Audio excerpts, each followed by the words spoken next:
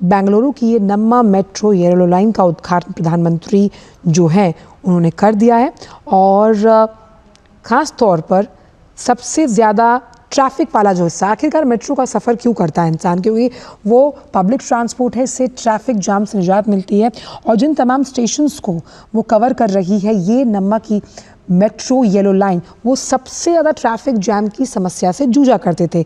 इसीलिए नम्मा मेट्रो की yellow line Bengaluru दक्षिण से आने जाने वाले लोगों के जीवन में एक क्रांतिकारी बदलाव लेके आएगी। ये देखिए किस तरह से इस मॉडल को समझते हुए नज़र आ रहे हैं प्रधानमंत्री, और अब QR कोड से स्कैन करके जो टिकटिंग की सुविधा है वो कितनी आसान है। प्रधानमंत्री ने खुद उसका जायज़ा लिया, खुद QR कोड से स्कैन किया कि कैसे इस टिकट को हम क्रिएट कर सकते हैं। आप सोचिए, हम दिल्ली में भी जब मेट्रो लाइन का टिकट लेते हैं तो पहले टोकन मिलता था, अब आपको QR कोड का एक स्कैनर होता है जिसके ज़रिए आप टिकट लेते हैं। इसे हरी झंडी दिखाते हुए नज़र आ रहे हैं प्रधानमंत्री। और सबसे ज़्यादा ट्रैफिक वाला हिस्सा था ये जिसे इस येलो लाइन यानी कि जो नम्मा मेट्रो की येलो लाइन है वो कवर कर रही है। उन लोगों के लिए जो ऑफिस जाते हैं, ख़ास तौर पर समय की बचत, बिकॉज टाइम इज़ मनी, उस लिहाज से ये जो फेज़ है नम्मा मेट्रो येलो लाइन का, ये अपने आप में क्रांतिकारी बदलाव लेके आएगा। ये लाइन सिल्क बोर्ड जंक्शन से होकर गुजरती है। अब सिल्क बोर्ड जंक्शन है क्या? ये शहर का सबसे ज़्यादा ಓಕೆ, ಈಗ ರಾಗಿಗುಡ್ಡ ಮೆಟ್ರೋ ನಿಲ್ದಾಣಕ್ಕೆ ಎಂಟ್ರಿ ಕೊಟ್ಟಿದ್ದಾರೆ ಮೋದಿ ಅವರು. ಇದೊಂದು ರೀತಿ ನಿಜಕ್ಕೂ ಕ್ರಾಂತಿಕಾರಿ ಬದಲಾವಣೆ. ಮೆಟ್ರೋ ಅತಿ ದೊಡ್ಡ ಸಮಸ್ಯೆ ಆದಂತಹ ಬೆಂಗಳೂರಿಗೆ ಏನು ಹೇಳಿ ಪಿಡಿಗಿದ್ದಿದೆ ಸಮಸ್ಯೆ ಟ್ರಾಫಿಕ್ ಇಂದು, ಆ ಕಿರಿಕಿರಿನ ತಪ್ಪಿಸ್ಕೊಳ್ಳೋಕ್ಕೆ ಈ ಮೆಟ್ರೋ ಬಹಳ ಅತ್ಯದ್ಭುತವಾಗಿ ಕೆಲಸವನ್ನು ಸಹಕಾರ ಮಾಡಿಕೊಡುತ್ತೆ. ಎಸ್ ಮೋದಿ ಅವರ ಜೊತೆಗೆ CM Siddaramaiah, DCM DK Shivakumar ಹಾಗೆ ಸಂಸದರು ಎಲ್ಲರೂ ಕೂಡ ಭಾಗಿಯಾಗಿದ್ದಾರೆ. ಈಗ ಮೆಟ್ರೋಗೆ ಚಾಲನೆಯನ್ನ ಕೊಟ್ಟಿದ್ದಾರೆ ಮೋದಿ. ಗಮನಿಸ್ತಾ ಇದ್ದೀರಿ, ಬಹು ನಿರೀಕ್ಷಿತ ಪ್ರಾಜೆಕ್ಟ್ ಆಗಿತ್ತು.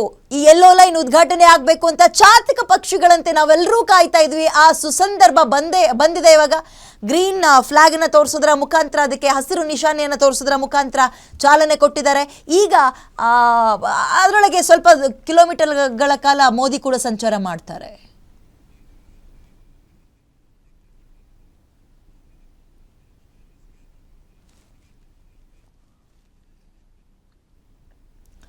ಓಕೆ, ದೃಶ್ಯಾವಳಿಯಲ್ಲಿ ಗಮನಿಸ್ತಾ ಇದ್ದೀರಿ. ಪ್ರಾಕ್ಟಿಕಲ್ ಆಗಿ ಅವರು ಕೂಡ ಹೇಗಿರುತ್ತೆ, ಹೇಗೆ ವರ್ಕ್ ಆಗುತ್ತೆ ಅನ್ನೋದನ್ನ ನೋಡ್ತಾ ಇದ್ದಾರೆ. ಒಂದು ಸ್ಕ್ಯಾನರ್ ಮುಖಾಂತರ, ಈಗ ನಾವು ಕಾಯಿನ್ ಹಾಕಿ ಒಳಗೆ ಹೋಗ್ತೀವಲ್ಲ ಅದೇ ರೀತಿ ಸ್ಕ್ಯಾನರ್ ಮುಖಾಂತರ ಸ್ಕ್ಯಾನ್ ಮಾಡಿ ಒಳಗೆ ಹೋದ್ರು.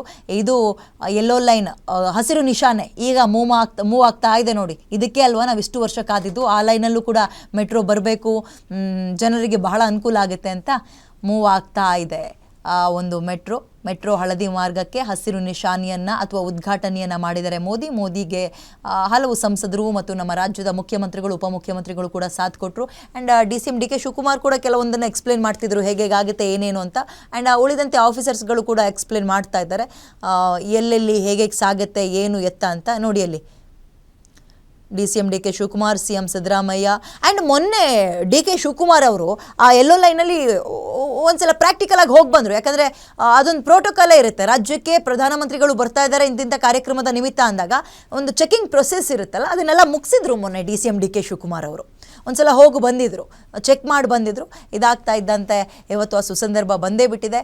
ಈ ಹಳದಿ ಮಾರ್ಗ ಮೆಟ್ರೋ ಏನಿದೆ ಅದಕ್ಕೆ ನಮೋ ಹಸಿರು ನಿಶಾನೆಯನ್ನು ತೋರಿಸೋದ್ರ ಮುಖಾಂತರ ಚಾಲನೆಯನ್ನು ಕೊಟ್ಟಿದ್ದಾರೆ. ಇನ್ನೇನು ಕೆಲವೇ ಕ್ಷಣಗಳಲ್ಲಿ ಅದೇ ಟ್ರೈನಲ್ಲಿ ಅವರು ಕೂಡ ಕೆಲ ಕಿಲೋಮೀಟರ್ಗಳ ಅಥವಾ ಕೆಲ ಸ್ಟಾಪ್ಗಳ ತನಕ ಓಡಾಡ್ತಾರೆ ಮೋದಿಯವರು ಕೂಡ.